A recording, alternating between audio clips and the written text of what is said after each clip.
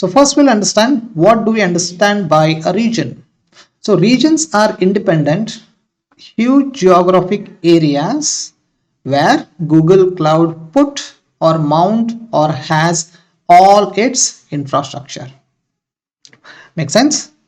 So a region in a Google Cloud is, like we said, it's a huge geographic area where Google has built its cloud infrastructure. So these are usually called as regions. Okay, so it seems quite tricky at this point of time, but what I suggest you is you go through this link to get all the information or the technical aspects of regions and zone. So to make the things much simpler, again, let me go to the blackboard and let me have a world map picture in front of you, and then we will discuss what the region is, so that would be quite easy for you to understand. Okay, so let me go to this world map, and let me open the blackboard, and let me go to desktop here so that you can have the things. Let me just erase all the things here. And there we go. Okay, so first we'll see what a region is. So let's imagine this is one region. This is one region, and I repeat, regions are not the continent. A region is a specific geographic location. It's not mandatorily the continent. But in this slide, I'm just considering some geographic location just for your understanding purpose. Okay, so let me put one huge map, something like this. This is one region and this is one region. Just for your understanding, guys, it's not 100% technical. Okay, if you want to go accurately, you can follow the link which we have discussed in the just a couple of seconds back. But now just close your eyes and have a world map in front of you, right? Now, so this is region 1, and this is region 2, region 3, and region 4. Perfect. So this is what regions are. They are just distributed huge geographic areas across the globe. Now let's understand what a zone is. So each region has the zones Z1, Z2, Z3, something like this. Again, the naming convention is different. We cannot say R1 as region 1, Z1, Z2 and Z3. It's different, but just keep it in mind. This is just for your understanding purpose. Now you understand the relationship between region and zones. So each region has 3 zones. So here also we can have Z1 somewhere in Johannesburg, Z2 somewhere in North Africa, Z3. Okay, perfect. So these are the zones. So a zone is inside a region, and it's usually the smaller area within a region. Perfect. Now inside the zone we have data centers. We have seen what data center is all about in the previous session.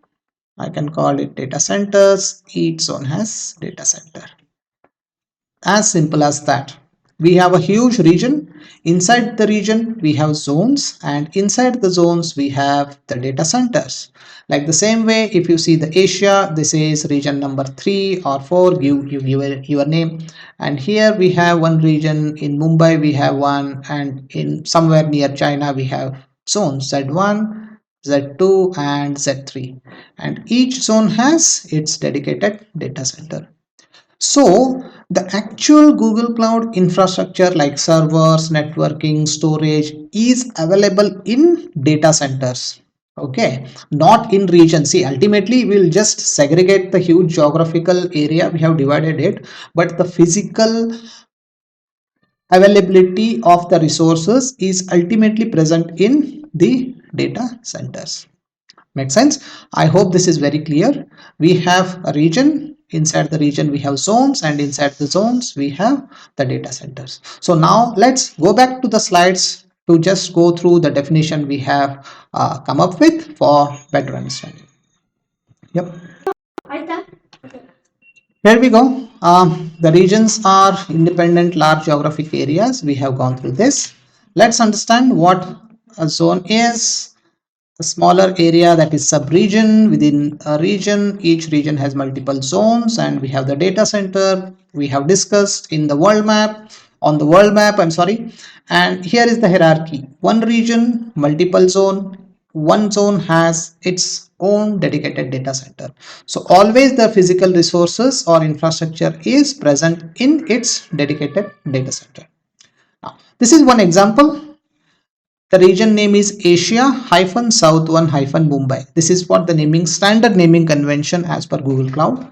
Inside this, we have zone called Southeast Asia South 1, Asia South B, Asia South C. So these are the three different zones which is present in this region. And inside these zones, we have its dedicated data center. And this data center carry all the infra. Simple as that. I hope this is clear. So in the next session, let me just put or summarize everything into a big picture now. Region, large geographic area, not the continent though. Zones are just a small regions inside, sorry, small areas inside a region, and the data centers are where the Google actually put all its infrastructure. So this is the overall structure. Yep. So in the next session, we will be we'll be going one step inside, and we'll understand what is a multi-region, what is high availability, and what happens during a case of failures, because we have not discussed those when we are discussing this session. Make sense?